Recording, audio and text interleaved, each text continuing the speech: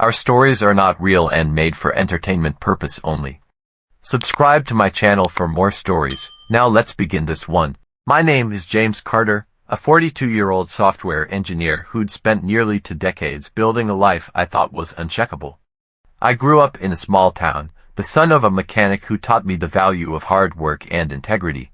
After earning a computer science degree, I landed a job at a tech firm in Seattle, where I met Laura, a charismatic marketing consultant with a smile that could light up a room. We fell in love, married, and settled into a 2-story colonial home in a quiet suburb, complete with a wraparound porch and a backyard where our daughter, Mia, now 10, loved to play. The house was my pride and joy, paid for with years of savings and a substantial inheritance from my father, who'd passed away 5 years ago. Our marriage wasn't perfect, but I thought we were happy. I worked long hours, often staying late to debug code or meet deadlines, while Laura managed her freelance marketing gigs. Mia was the glue that held us together, her laughter filling the house even on our worst days. But 3 years ago, cracks started forming. Laura grew distant, her phone buzzing late at night, her excuses for being out vague and unconvincing. I suspected an affair but buried my doubts, not wanting to disrupt Mia's world. I told myself it was just a phase, that we'd work through it. Then, one rainy afternoon, Laura sat me down at the kitchen table. "James, I want a divorce," she said, her voice cold and rehearsed. "I need space to find myself, and I want the house and primary custody of Mia." Her words hit like a freight train. I begged her to reconsider, to try counseling, but she was resolute. She'd already hired a lawyer, a slick attorney named Gregory Voss, known for winning messy divorces. I was stunned, but I agreed to mediation, hoping we could part ways amicably for Mia's sake. The divorce proceedings were a nightmare. Laura's lawyer painted me as a workaholic who neglected his family, cherry-picking late nights at the office to build a narrative of abandonment. Laura played the victim flawlessly, her tears convincing the judge that she needed the house as an emotional anchor for Mia. I fought back, presenting bank statements showing I'd paid 80% of the mortgage and all major household expenses, but Voss twisted every fact. He claimed Laura's freelance income was negligible, justifying her need for alimony and the house. My lawyer, Sarah Klein, a tenacious but overworked public defender, did her best, but the judge leaned heavily in Laura's favor. A month ago, the ruling came down like a guillotine. Laura was awarded the house, $3,000 a month in alimony, half my savings, and primary custody of Mia, with me relegated to weekend visitation. I was gutted. The house wasn't just bricks and mortar, it was where Mia took her first steps, where my father's memory lived in the furniture he'd built. Losing it felt like losing a piece of my soul. I moved into a cramped 1-bedroom apartment, its peeling walls a stark contrast to the home I'd lost. Every night, I lay awake, replaying the trial, wondering where I'd gone wrong. But I refused to give up on Mia. I called her every evening, listening to her stories about school, trying to keep our bond strong despite the distance. She sounded happy, but there was a sadness in her voice, a confusion about why her mom and I weren't together anymore. I promised myself I'd fight for her, even if it meant swallowing my pride. Last Friday, my world shifted again. I got a call from Tom Reynolds, my former neighbor and a retired firefighter who'd always been a friend. "James, you need to hear this," he said, his voice tight with anger. "Laura's throwing a party at the house tonight. She's telling everyone she won the divorce and you're gone for good. It's like a damn festival over there." I felt a surge of rage. The house wasn't just Laura's prize, it was Mia's home, our family's legacy. I drove to the neighborhood that evening, parking a block away to avoid being spotted.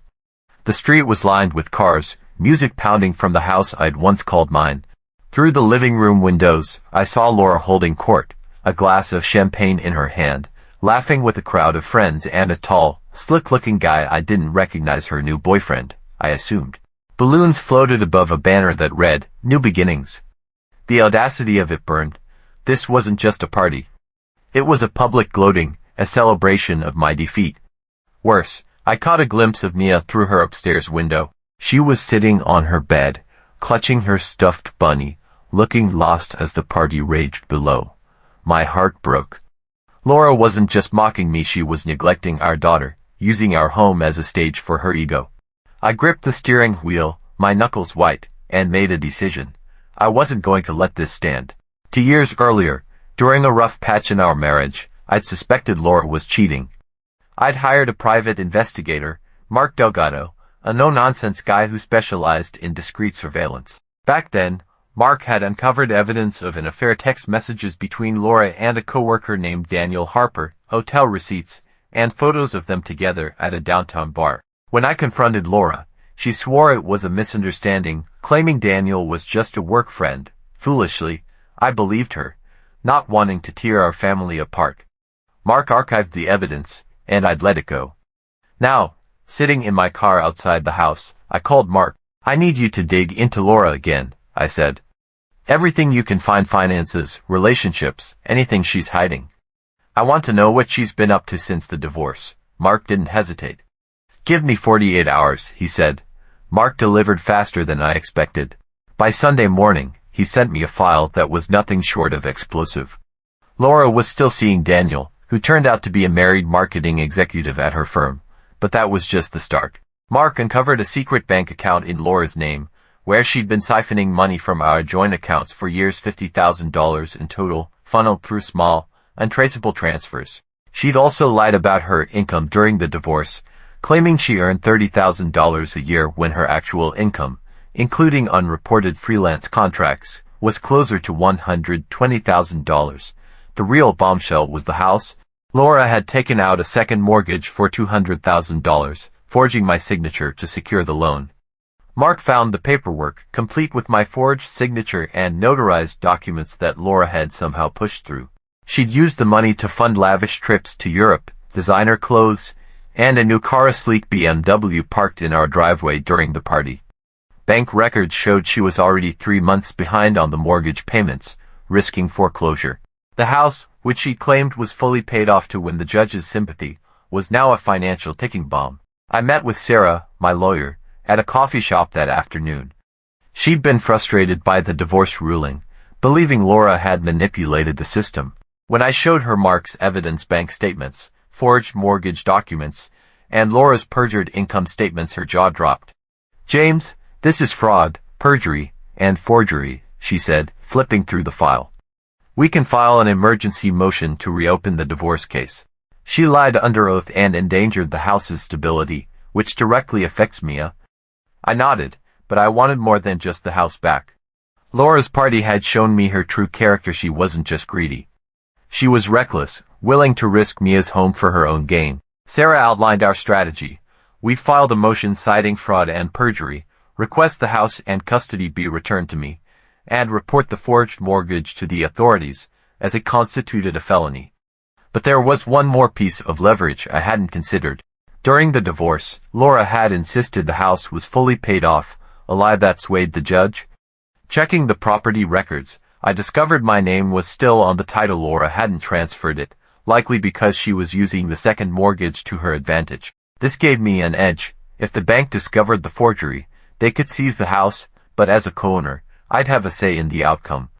Sunday night, I made the call that turned the tide. It wasn't to the police or Sarah, it was to First National Bank, the lender holding Laura's fraudulent mortgage.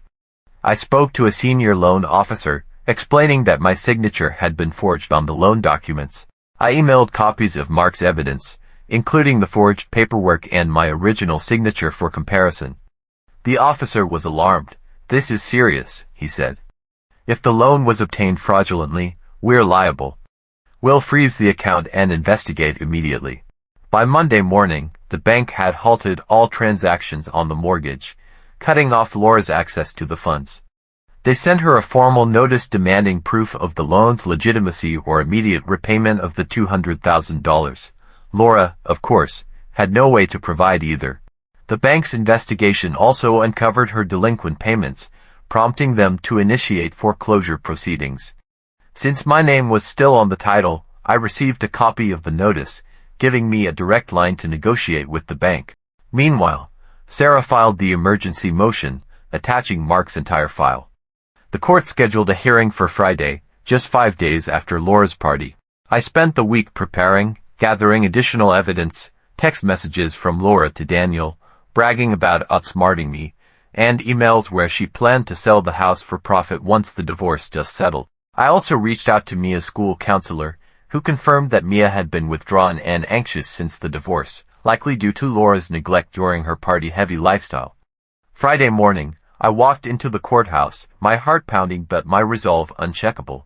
Laura arrived with Gregory Voss, her lawyer, her face a mask of confidence. She wore a designer suit, her hair perfectly styled, as if this were just another performance. She didn't know what was coming. Sarah presented our case with precision. She laid out Laura's lies, the hidden bank account, the unreported income, the forged mortgage. The judge, a stern woman named Helen Grayson, reviewed the documents with growing concern. When Sarah introduced the forged mortgage paperwork, Laura's face paled. Voss tried to object, claiming the evidence was unverified, but Sarah countered with notarized copies and bank correspondence confirming the fraud. Then came the moment I'd been waiting for. Sarah called me to testify. I told the court about the party, how Laura had celebrated winning the house while Mia sat alone upstairs. I described the financial devastation Laura's actions had caused, risking foreclosure on the home I'd built for our daughter. I handed the judge a photo of Mia, taken through her window that night, her small face illuminated by the party lights below. "This is what Laura's priorities look like," I said. "She doesn't care about Mia's stability, she cares about her ego." Laura took the stand, her voice trembling, as she tried to spin a story of desperation. "I needed the money to maintain the house," she claimed. "James left me with nothing, but the evidence was undeniable." The judge's expression hardened as Sarah played a recorded voicemail Laura had left Daniel, gloating about how she'd screwed James over in court.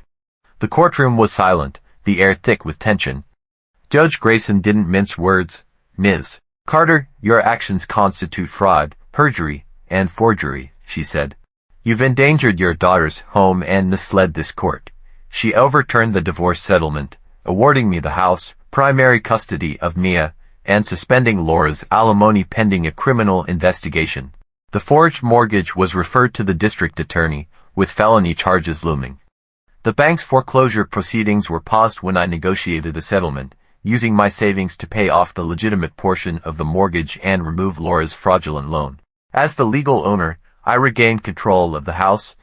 Laura, meanwhile, faced immediate consequences.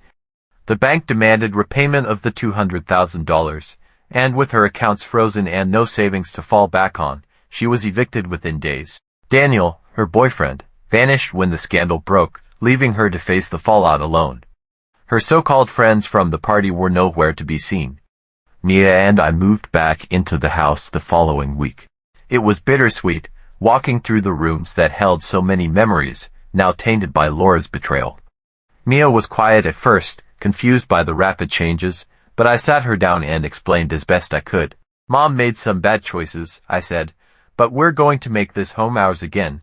We spent the weekend painting her room a bright yellow, her favorite color, and planting a small garden in the backyard, a new beginning for us both. Laura's legal troubles mounted. She was charged with forgery and fraud, facing up to 3 years in prison. Her reputation in the marketing world crumbled, and her freelance clients dropped her when the news spread. I heard through Tom that she'd moved into a cheap motel, her BMW repossessed, her new beginnings reduced to a cautionary tale. A year later, I sold the house, the memories were too heavy, and Mia deserved a fresh start. We moved to a smaller but cozy home closer to her school, using the sale proceeds to fund her college savings and a family trip to Disney World, something she'd always dreamed of. Laura's visitation rights were limited to supervised meetings, and Mia, though hurt, began to heal with the help of a counselor. Looking back, I realized I'd been too trusting, too willing to let Laura's lies slide for the sake of peace. Her party was the final straw, a blatant display of her greed and disregard for Mia. That one call to the bank wasn't just about saving the house, it was about reclaiming my dignity and protecting my daughter's future. Laura thought she'd won, but her victory was built on lies, and lies always crumble. As I write this, Mia's asleep upstairs, her laughter echoing in my heart from our day at the park. The house may be gone, but we've built something stronger, a bond no one can take away. Laura's party was meant to celebrate her triumph, but in the end, it was the spark that brought her world crashing down.